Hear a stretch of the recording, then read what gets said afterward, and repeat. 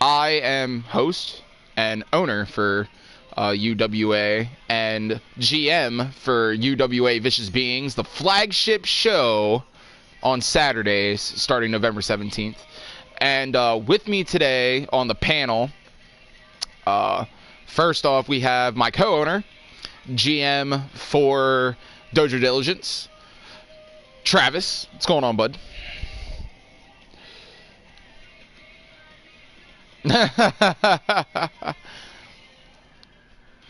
So, and then sitting on my left-hand side is very close friend to the show. Has helped out a lot recently. I think he may be walking out to grab a glass of water, so when he comes back, we'll introduce him thoroughly.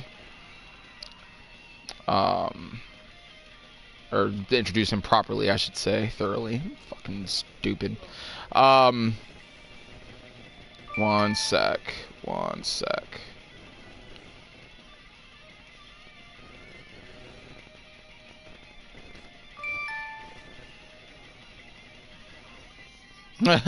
Well, then I'll go ahead and allow you to introduce yourself. So, go ahead. Oh, okay. Alright. Well, then... I've actually completely forgot your name, bud. Go ahead and let the UWA fans know who you are, if you don't mind. Lumber. All right. So. All right. So we got a very interesting live stream today. To go for first pick of the draft. Travis had decided that he wanted to face me in a match for first pick, so we're gonna get into that here in just a second. What did you say that you wanted the match to be, Travis? Cage of Death? Okay, well, I'm changing that on you, sir, and we're gonna do Bloodsport Cage instead. So, alright. Alright, so just to allow the fans and all the viewers that are tuning in to watch, we have specialty matches, as others would like to call them, gimmick matches, set in place for our promotion. We are a deathmatch-based promotion, hardcore-based promotion, set up similar to Game Changer Wrestling, Combat Zone Wrestling, old Extreme Championship Wrestling, All Japan Pro from back in the day, Beyond Wrestling, but we also have our core, which is highly inspired by Ring of Honor, Progress, and Pro Wrestling Guerrilla. So our Bloodsport Cage match was actually first introduced last season. Fantastic concept. Pretty much what it is, it's an MMA fight within wrestling rules, submission knockout only, inside of a cage. So whoever hits a knockout or submits their opponent first wins. But so we're gonna go ahead and get ready and get started into that, as I hit the wrong fucking online thing. Send me that invite there, but oh, to ref, I forgot. Give me 1 second, as we are having technical difficulties here in a minute. So, Lumber, you mind if I call you that? Alright, so you're new to the UWA fan base. You're new to Underground Wrestling Alliance in a whole. Why don't you go ahead and give a little bit of a background about yourself, your wrestling background, what other companies that you have been in, and what your overall goal what your overall goal is, minus the fact of being world champion. what is your overall goal here? So start with your background and then move into your overall goal leading out.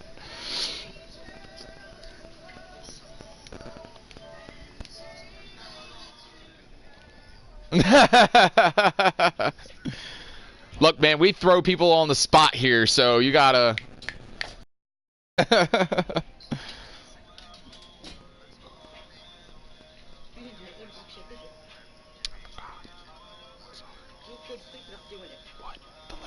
I'll get it.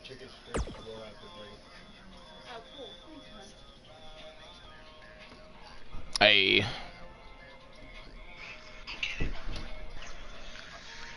Okay. Well, I believe we just had one of our most popular talent on our roster, most well-known talent on our roster, besides me, of course. Just walk in. Mr. Seth Schmidt, take a seat, bud. How you been, man? I'm good. Go. Lumber, you may want to check your mic. It may not be fully working properly.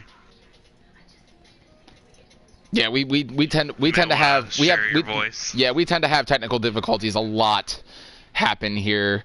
And we also have another co-owner of ours that just joined in and just walked into our podcast booth for this lovely episode. Zoo, what's going on, bud? I'm waiting for him to get his mic situated. Oh, hold on. I was taking a hit. Oh, okay. Damn, boy, pass that shit. Don't hog it to yourself. You're good, Lumber. I think we got you set now. So, Yay. I believe Mr. Nick Rodriguez is lingering around over here, and so is Mr. Jesus Perez.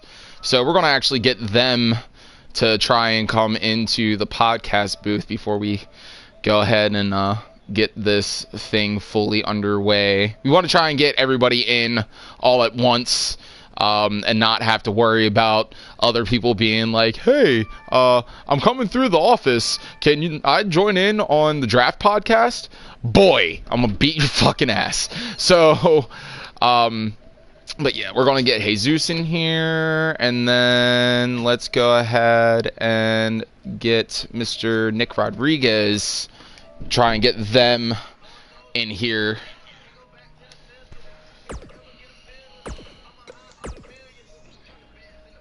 Shit, where's my drink?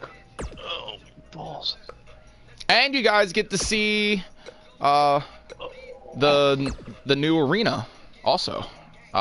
Our lovely creative staff put in a lot of good work in our new logos and everything. And I believe Mr. Big Papi himself, Jesus Perez, just entered into our podcast booth. Go ahead and take a seat, bud. How you been, man? Even with a loud entrance. Cough, cough. Cough, cough. Cough, cough. Triple threat. Triple threat. No, Cough, cough. no. This is not right now. Not right now. We'll get one in here in a little bit later, but at the moment. I was wrapping this match. Oh, that's right. I do have to do a triple threat for that, don't I? I don't have that set up as a match though. No. Like, make it. But I don't have the Bloodsport thing set up as an actual triple threat match, though. We're talking completely out of character right now. Just edit rules? Is that what you said? Yeah. Okay. Then here, I'll just do that then. Pop my wrist. I don't think Mr. Nicholas Rodriguez is going to join in. I think he's going to sit out on this one. So, Jesus, welcome to the lovely party. Jesus Perez is the leader of the Guerrillas of War, a new stable that is being introduced come the new season. So I'm excited for that. We also got a message, at least I did, through the UWA email that we have another new stable getting ready to join in as well, and this time it's an all-female stable. Crystal Crimson, Rose Flynn and Jade Winters have decided to join forces and come into UWA next season together as a group. They are known as the Underground Entities. I'm sure that you guys could probably guess that it's a spinoff of Undisputed Era. At least that's how they're portraying themselves, which is fine with me because we need more attitude in the women's division because we don't have enough of it. So, with that being said... So, Lumber, we had asked you a question earlier about what your thought process coming into a deathmatch promotion, what your overall goal in UWA is, minus the fact of being a champion. So, go ahead and also a background on your the companies that you've worked for and the wrestling that you have done and where you got trained and all of that. Give us a background about yourself, my man.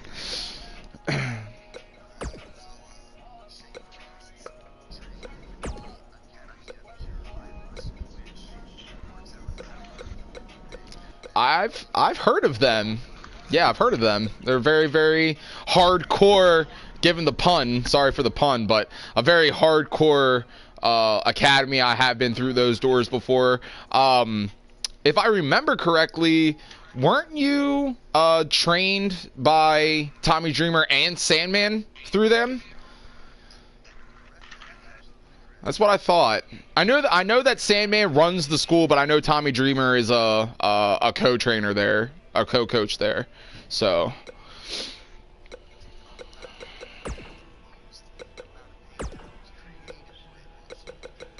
hey man, I'm so down for that. I can't wait to see what you do.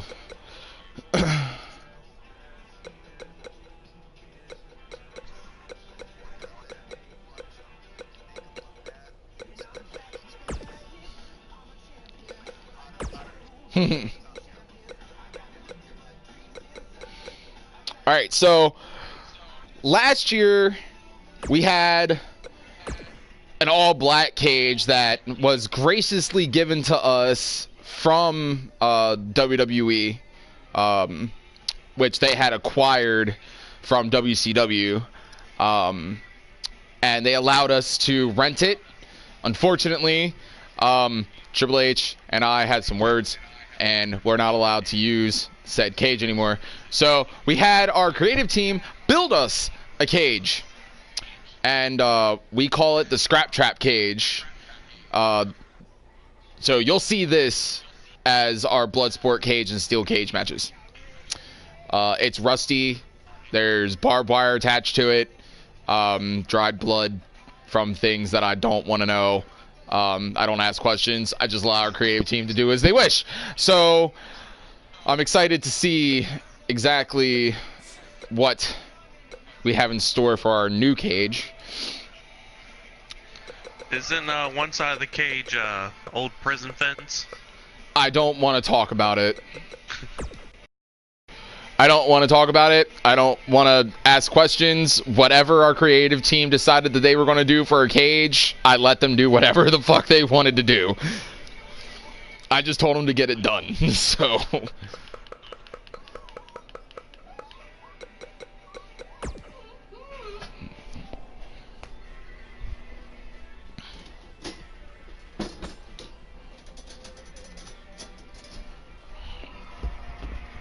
All right. As we patiently await Seth and Travis to join, but yeah, we have a lot of things in store coming up this year. Our first pay-per-view of the year will actually be held in England. We are going to be introducing the King of the Deathmatch and Queen of the Deathmatch tournaments. Which, by the way, I don't know if you got that contract or not, Shane, but you might want to check your email because I had sent you a contract to be one of the participants in the King of the Deathmatch tournament. So make sure you get that signed and send it back to me. Awesome, thank you. Unfortunately, you're not going to be happy with your first opponent. He is Luke Jordan, leader of the Jordans. So I'm just letting you know that now. I'm sorry, but every other spot in the tournament is booked except for Luke's match, which I hope that you whoop his fucking ass. I don't like that dude. That's the way to make your name in your first ever match, or first ever pay-per-view. Yeah, except Seth forgot to inform you that Luke Jordan is a douchebag, and he's an evil little maniacal fuck. So, have fun with that, buddy.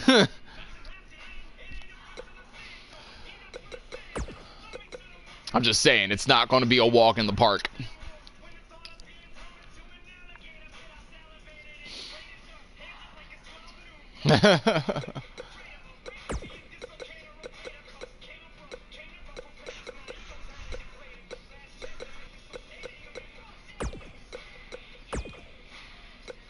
All right. Are we ready, ladies and gentlemen? Let's get it. All right. Jesus, you mind doing me a favor and hopping on your social media and letting everybody know that we are live for the draft, if you don't mind, sir? All right, got you. Thank you, sir. Appreciate your business.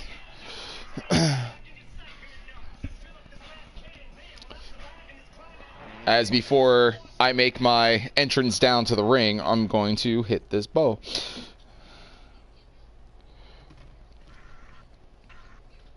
Well, from the looks of it, it looks like I'll be making my entrance first. I really hope so, Seth. I really hope so. And then you're second, and then Travis is last. Well, of course he would be. He's the champ.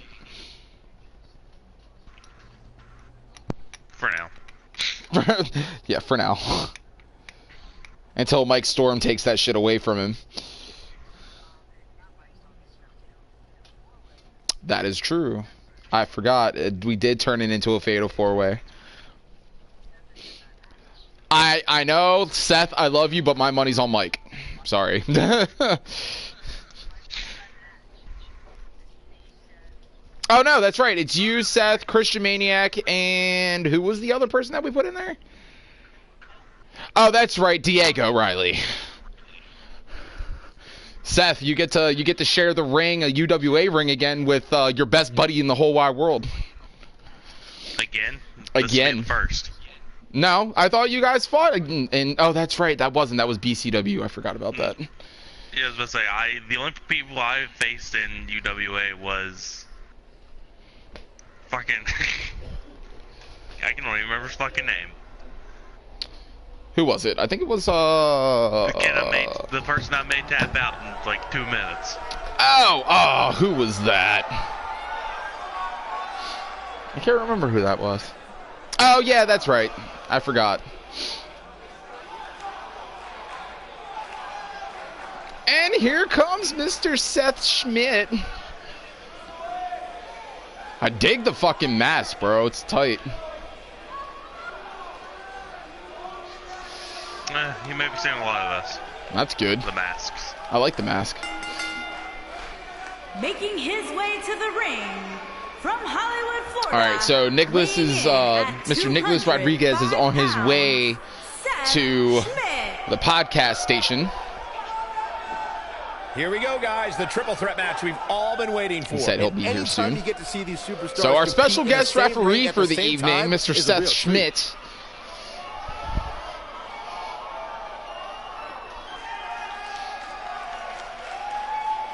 Oh, I like that logo. Repping the hated. I'm guessing that's your new squad that you're bringing in there, sir? Or is that just a thing that you're doing now? Could be either. Could be either. You got a lighter in here? Besides the dead one? No? I'll look for mine. It's fine. Hold on. Because I'm trying to find a fucking lighter. By the time I find one. Oh. Maybe over. Yeah, maybe. Mister, I have a long-ass entrance.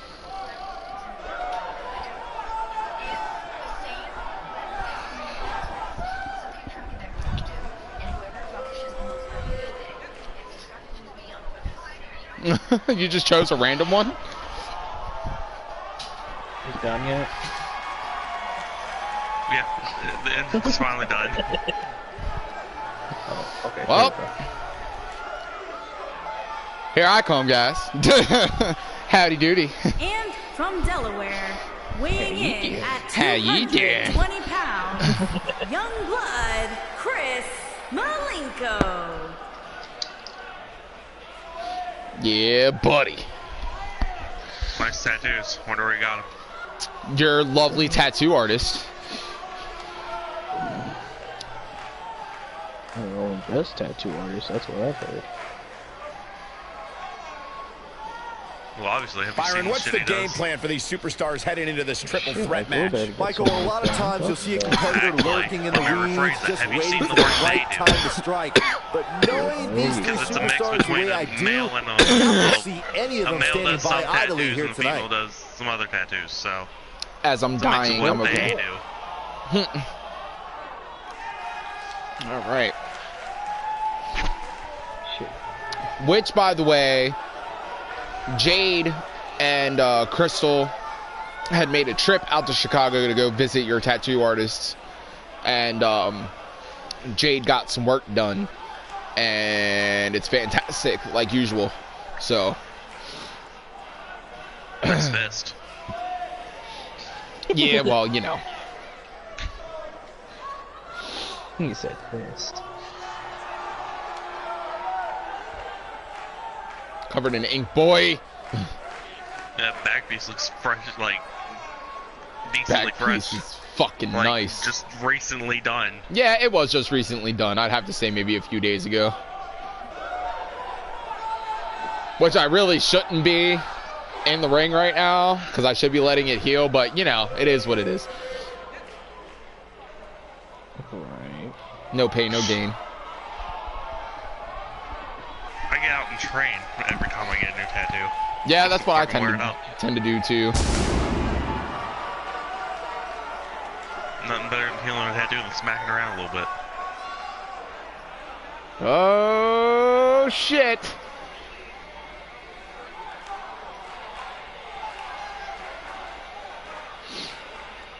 Body paint, that's different.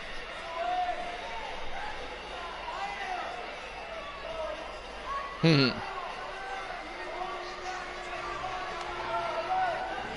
I don't know, with that hoodie and that beard, he kind of resembles CM Punk, but I was just about to say something like that. I like the mashup theme song there, bud. Catchy.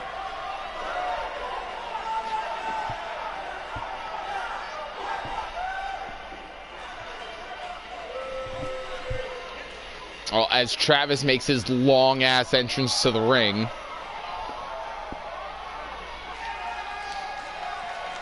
in his blue ass trunks and his red ass hoodie. Yeah, but like. Are you ready for this, guys? Our Hey, triple man. threat steel If cage it works match for is him, coming up next. If it works for him, it works for him. I fully expected this match will will steal put them the well, show. we'll look I'm not at the who so, we I'm have not so involved here tonight. particularly That shouldn't sure come as that any it surprise. works for him. But Well, he's going to need to add bandages to that attire by the time I'm done with him. It's gonna look like American flag by the time you get done with him, huh? Throw some white on him. No, it's going to be more red, but it won't be clothing. It'll be his own blood, so. Bloody red Maybe. bandages. maybe you show Travis our attire designer, honestly. But Whatever. Fits a pickle, whatever. Hey, whatever works for him, like I said. So. and now he's a stripper. And now he's a stripper. Yeah. Remember those guys? I mean, yeah, you're a stripper.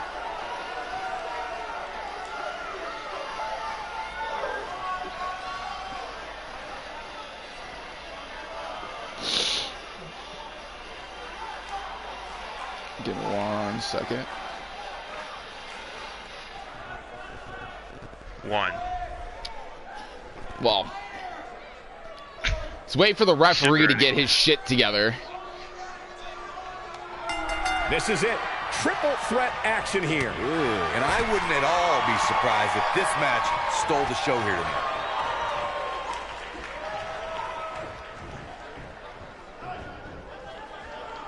Oh, what the fucking shit.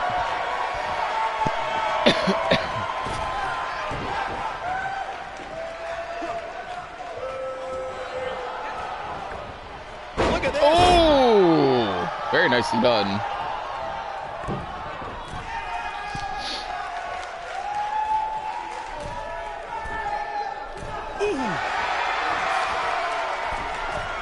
You gotta believe this one's over. No, you're not. Get the fuck down from up there. Incredible striking combo.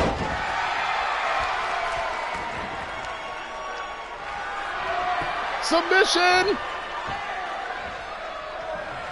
Oh, Some you fucking superstars who douchebag. competed in a triple threat match. Oh, and he breaks free. But the damage might have already been done, Michael.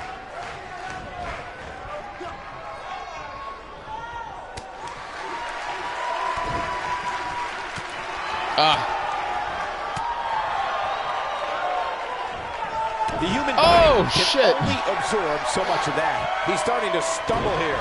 This is a dangerous spot for him to be here in this triple threat match. All right, when we talk about the progression of steel cage matches and the type of structures that have been spawned from them, I need to point out that some cages have been electrified. One was made from bamboo in the form of a Punjabi prison match. And of course, the elimination chamber with glass pods and steel doors. And today we have the Asylum match. I think this is a big... Look at that now. That's acrobatic. Perfectly executed, guys. Not a lot Damn, of bud. superstars can pull My off a fucking move ass like that. right now. It's always important to get off to a strong start in a match. It's even more important to do that in a triple threat match, given that you're going up against two opponents at the same time. Oh, bullshit. After that, the no disqualification stipulation, and there's little to no room for error. One mistake, and it can cost. The damage has been done. Jeez Louise. See, this will be the instance where one of your finishes should have been a submission. Striking combo. Aaron, you spoke about this before. A competitor must do everything they can do to start things off on the right foot in a triple threat match. One way to do that is to target one of your opponents and go after them as soon as the bell rings. You're battling two opponents at the same time, so it's hunt or be hunted. And that's what I like, Michael. It's survival of the fittest. He's looking at it. See, and there it is. It's got to be hard to rebound from that one. Incredible.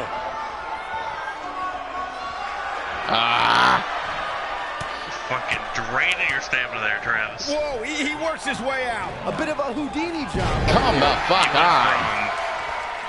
Almost full stamina to the very last bar of stamina. Nothing, yeah. No, the fuck you're not. No, you're not. Leave me alone. According to historians, Leave me alone. the twisted metal that we see as No. part of steel cages today dates back 80 years. To settle a dispute between competitors Oh, Jack come on. Bloomfield and Count Pietro Rossi, the two met inside a ring surrounded by chicken wire. At first, these types of matches were referred to as fence matches. He's making a statement here with this attack. Is it bad that I'm actually waiting for someone to hit me just so I can go off one? Corey, you gave us an impressive history of the origins of the steel cage match. I'd like to point out to our viewers that from the 1960s through the mid-1980s, chain link fences Not supposed to were used leave enclose the ring fucking cage, for Travis. WWE steel cage matches. A superstar could win by pinfall submission or by exiting the cage through the cage door or climbing over the top. The end may be near.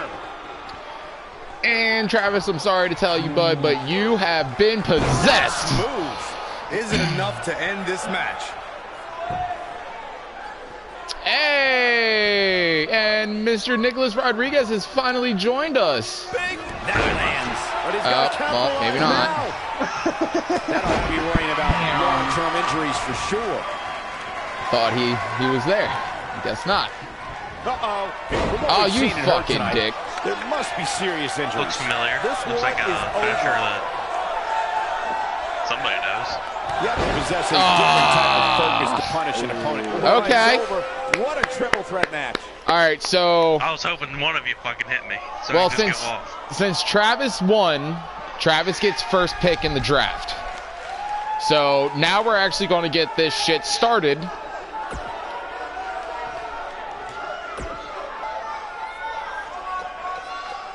And I'm angry about that. But, you know, it is what it is. Travis, pick your mood, bitch. I wasn't there. You would pick John Cena, asshole. All right. So now here comes the fun part.